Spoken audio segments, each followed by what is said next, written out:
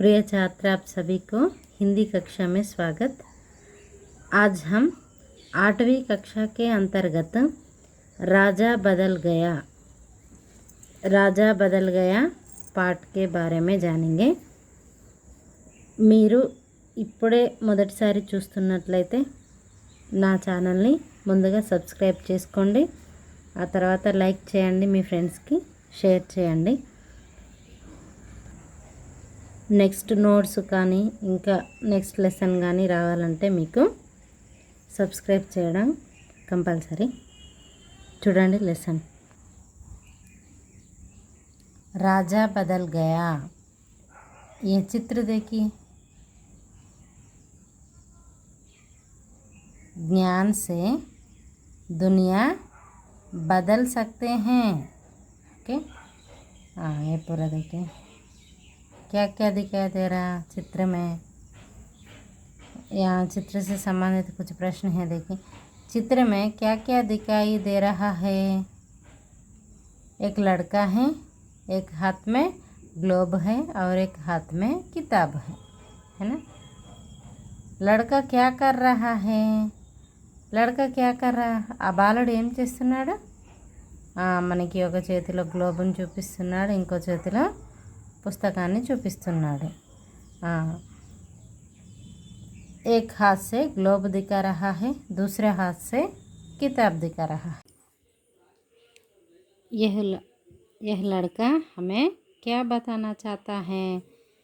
ఈ బాలుడు మనకి ఏం చెప్పాలనుకుంటున్నాడు। ఒక చేతిలో ప్రపంచాన్ని చూపిస్తున్నాడు, ఇంకొక చేతిలో పుస్తకంలో ఏమని రాసింది పుస్తకం పైన, జ్ఞాన్ సే దునియా బదల్ సక్తే హే, అంటే ఈ ప్రపంచాన్ని మొత్తం కూడా మన జ్ఞానంతో మార్చేయచ్చు, అంటే మంచిగా మార్చేయచ్చు, శాంతిపూర్వకంగా, హింస అనేది లేకుండా। మనకి చదువు ద్వారానే ఇవన్నీ తెలుస్తాయి కదా। ఓకేనా। हमारा पाठ का नाम क्या है। పాఠం పేరు రాజా బదల్ గయా। రాజు మారిపోయాడు। ఎలా మారిపోయాడు రాజు, ఏం మార్పు వచ్చిందో మనం ఈ పాఠంలో చూద్దాం। ఈ పాఠంలో చదివే విధానాన్ని జాగ్రత్తగా గమనించండి। ఓకే, ఇలా ఉద్ధరణ చిహ్న వచ్చినప్పుడు ఎలా చదవాలి, ప్రశ్న సూచకం అంటే క్వశ్చన్ మార్క్ వచ్చినప్పుడు ఎలా చదవాలి, ఓకే, ఇంకా ఆశ్చర్యార్థకం వచ్చినప్పుడు ఎలా చదవాలనేది నేను చదువుతున్న విధానాన్ని కూడా మీరు అబ్జర్వ్ చేసి నీట్గా చదవడం నేర్చుకోండి।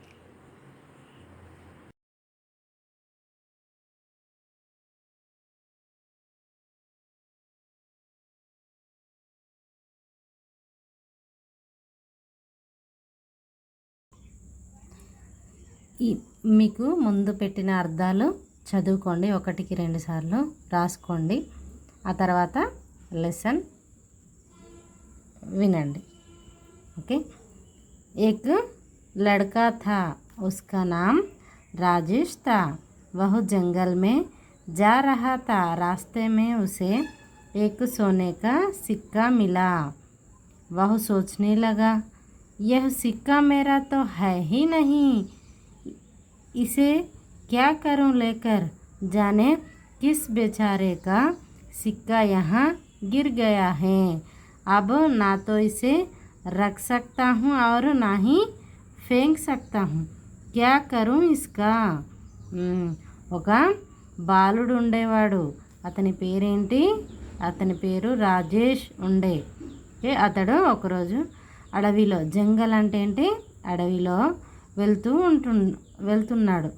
అతనికి రాస్తా అంటే ఏంటి, దారిలో తనకి ఒక సోనేక సిక్కా మిలా, బంగారు నాణెము దొరికింది। ఇదిగో చూడండి ఇక్కడ అతనికి దారిలో ఇలా బంగారు నాణెము దొరికింది అన్నట్టు, ఓకేనా। అతడు ఆ నాణాన్ని చూసి ఆలోచించడం మొదలుపెట్టిండు। ఏమని, సోచనేలాగా ఆలోచించడం మొదలుపెట్టాడు। ఏమని, యహ్ సిక్కా మేరా తో హై హీ నహీ, ఇది నాది కాదు కదా। ఇసే క్యా కరూం లేకర్, దీన్ని తీసుకొని నేను ఏం చేయాలి।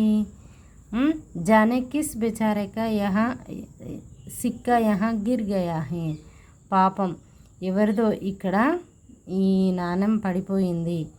అనేసి అంటున్నాడు అన్నట్టు. అనుకుంటున్నాడు, మనసులో ఆలోచించుకుంటున్నాడు. అబ్ నాతో ఇసే రఖ్ సక్తా హూ ఔర్ నా హీ ఫేంక్ సక్తా హూ. ఇప్పుడు నేను దీన్ని నా దగ్గర పెట్టుకోలేను, అలా అని పడేయలేను.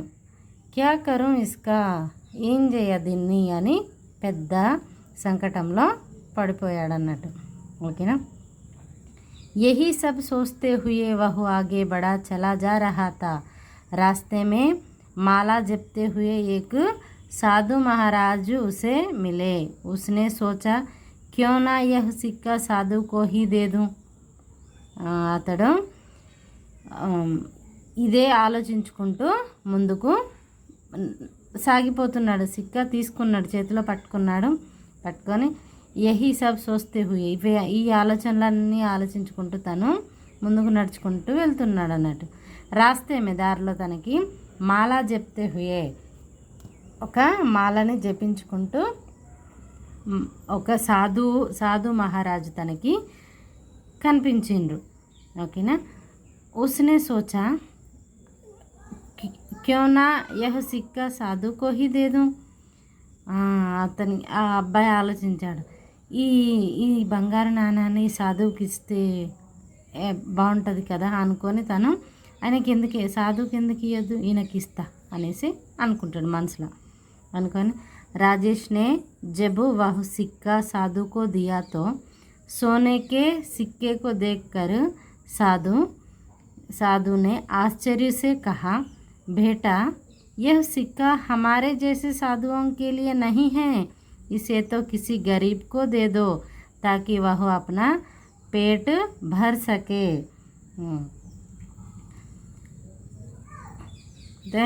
రాజేష్ అప్పుడు తన ఆలోచన ప్రకారం ఆ సిక్కని సాధువుకు ఇవ్వవేండు. ఓకేనా. రాజేష్ నే జబ్ వహ సిక్కా సాధువుకు దియా తో సోనే కే సిక్కాకు దేక్కర్ సాధుని ఆశ్చర్యసే కహా. తనకి ఇయ్యపోయేసరికి సాధువు ఆశ్చర్యంగా ఈ బంగారు నాణాన్ని చూసి, బేటా నాయన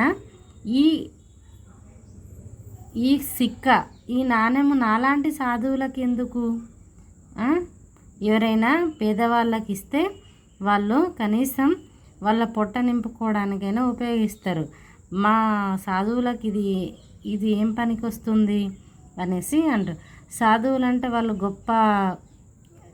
గొప్ప వ్యక్తులు కదా, కాబట్టి వాళ్ళకి ధనం మీద కానీ దేని మీద లాలచ్ అనేది ఉండదు. నాకు ఇది కావాలి అది కావాలి అని, అన్నీ వద్దు అని అన్నీ త్యాగం చేసి వాళ్ళు ఈ భోగభాగ్యాలు, ఈ సుఖాలు సౌకర్యాలు వద్దనుకొని వాళ్ళు ఆ సాధు జీవితాన్ని ఎంచుకుంటారు అన్నట్టు. జ్ఞానులు వాళ్ళు కాబట్టి జ్ఞానులకి ఎప్పుడూ సంపద మీద ఉండదు.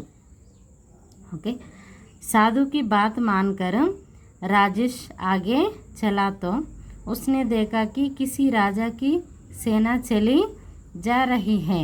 इतनी बड़ी सेना को देखकर वह सोचने लगा कि ज़रूर कोई बात रही होगी जो राजा अपनी सेना लिए जा रहे हैं.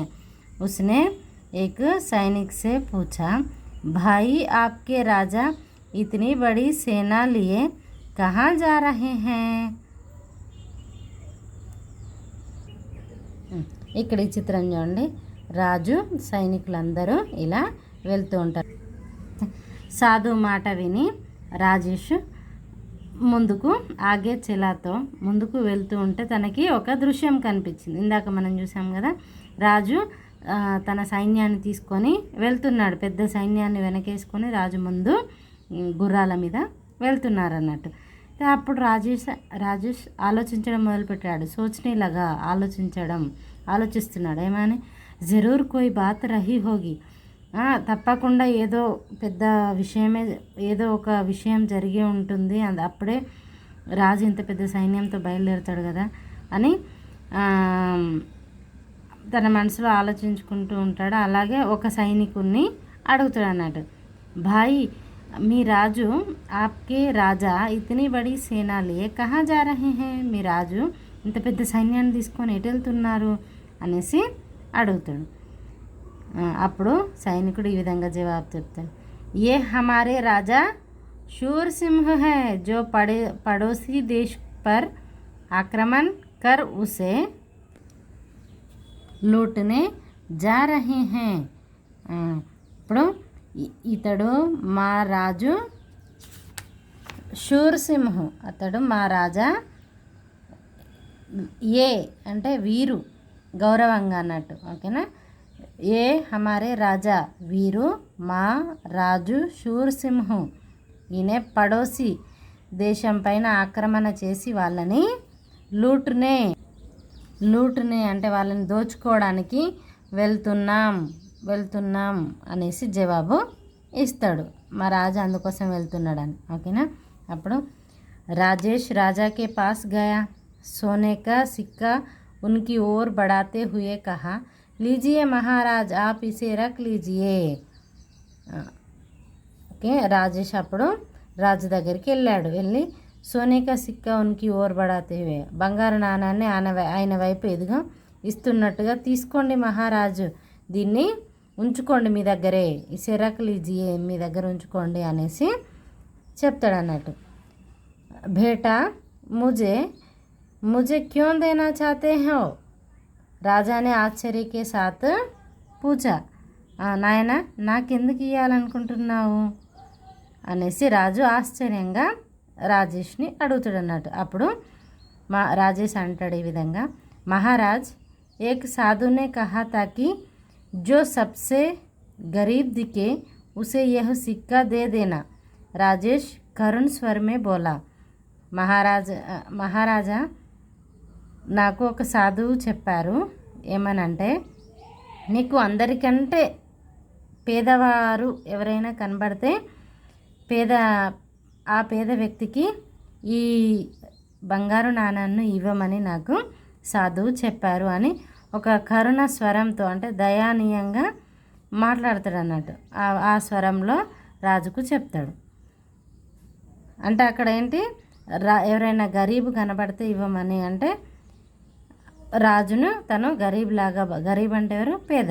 దానికి ఆపోజిట్ ఏంటమ్మా, అమీర్. ఓకేనా. గరీబ్కి ఆపోజిట్ అమీర్ అని రాయాలి. ఓకే. ఇక్కడ నెక్స్ట్ రాజు ఏమంటాడో చూడండి. మే రాజా హూ రాజా, మే తుజే గరీబ్ లగ్తా హూ, రాజా క్రోధ్ మే బోలా. అప్పుడు రాజుకి కోపం వచ్చింది. ఏమన్నాడు, నేను రాజుని నేను నీకు గరీబ్ లాగా కనిపిస్తున్నానా, అంటే బికారి పేదవాడిలాగా కనిపిస్తున్నానా అని కోపంతో అంటాడు. ఓకేనా. అప్పుడు రాజేష్ ఏమంటాడు చూడండి, మహారాజ్ యది ఆప్ అమీర్ హోతే, ఇక్కడ ఉంది చూడండి ఆపోజిట్, దానికి దీనికి ఆపోజిట్ ఉన్నాడు. ఓకే. यदि आप अमीर होते तो दूसरे देश को लूटने के लिए इतनी बड़ी सेना लेकर क्यों जाते? అదే మహారాజా, మీరు నిజంగా ధనవంతులే అయితే వేరే దేశాన్ని దోచుకోవడానికి ఇంత పెద్ద సైన్యాన్ని తీసుకొని ఎందుకు వెళ్తారు అనేసి రాజేష్ అంటాడు. ఓకేనా. అప్పుడు राजेश की बात राजा की समझ में आ गई. उन्हें अपनी गलती का एहसास हुआ. राजेश की प्रशंसा करते हुए उन्होंने सेना को वापस लौटने का आदेश दिया. उस दिन से राजा ने अपनी संपत्ति जनता की सेवा में खर्च करना आरंभ कर दिया. రాజేష్ ఆ మాటలు అన్న తర్వాత రాజుకు కొద్దిసేపు తన ఆలోచనలో మార్పు అనేది కొద్దిసేపట్లో వచ్చేసింది. ఓకేనా. రాజేష్ ఈ విధంగా నన్ను పేదవాడని ఎందుకు అంటున్నాడు అంటే, నేను నిజంగా అమీర్నైతే పక్క దేశం వాళ్ళని దోచుకోను కదా, అంటే దోచుకునే బుద్ధి నాకు ఉందంటే నేను అమీర్ కానట్టే లెక్క, నేను ఒక రాజుని కాదు అని తను ఆత్మపరిశీలన చేసుకున్నాడు అన్నట్టు. చేసుకొని ఈ బాలుడు చెప్పేది రైటే, ఎవరి రాజ్యంలో వాళ్ళు సుఖంగా ఉండాలంటే యుద్ధాలు జరగకూడదు కదా. కాబట్టి ఇప్పుడు రాజు వెళ్తే యుద్ధాలు జరుగుతాయి, ఎన్నో అనర్థాలకి దారితీస్తాయి. కాబట్టి తన ఆలోచనని మార్చుకొని నా రాజ్యంలో నేనున్నట్టుగా పక్క రాజ్యం కూడా అలాగే ఉండాలి అనే ఉద్దేశంతో రాజు తన సైన్యాన్ని उन्हें अपनी गलती का एहसास हुआ, తన తప్పుని ఎహసాస్ అంటే అనుభవం, అంటే తన చేసిన తప్పు ఏంటో తనకి అర్థమైంది అన్నట్టు. అర్థమై తను రాజేష్ని ప్రశంసించిండు. శభాష్ నాన్న, నువ్వు నా కళ్ళు తెరిపించావు అనేసి ప్రశంసించి వాపస్ లౌట్నే కా ఆదేశ్ దియా, సైన్యానికి వాపస్ చలో వెనక్కి తిరగండి అనేసి ఆదేశం ఇచ్చిండు. ఓకే, ఆ రోజు నుండి ఉస్ దిన్ సే రాజా అప్ని సంపత్తికు, తన సంపద ఏదైతే ఉందో జనం కోసం ఖర్చు పెట్టడం మొదలుపెట్టాడు అన్నట్టు. ఓకేనా, మీకు లెసన్ మంచిగా అర్థమైందని అనుకుంటున్నాను. ఓకే, ఏమైనా అర్థం కాకుంటే నాకు కామెంట్ బాక్స్లో పెట్టండి. దీని మీనింగ్స్ ముందుగా చదువుకోండి, మీకు నేను పెట్టాను కదా. ఓకేనా, ఈ పాఠం ద్వారా మనం తెలుసుకున్న నీతి ఏంటి?